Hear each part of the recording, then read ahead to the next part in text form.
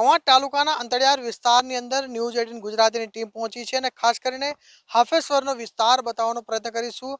આમ તો આજે ડુંગરોની તરેડીની વચ્ચે આવેલું જે હાફેશ્વર ગામ છે, કુદરતે ખૂબ સુંદર આ અહીં નજારો આપ્યો છે, પરંતુ આજે નદીની અંદર બે ફળિયા વેચાઈ ગયા છે। 4 ફળિયા નદીની સામેની કિનારે આવેલા છે અને આ ગામના લોકો જે છે બહાર નીકળવા માટે જ્યારે પણ આ નદીની અંદર ભારે પૂર આવે છે, ભારે પાણી આવે છે, ત્યારે બહાર નીકળવા માટે ઝઝૂમે છે, કારણ કે અહીં કોઈ પાકો રસ્તો નથી।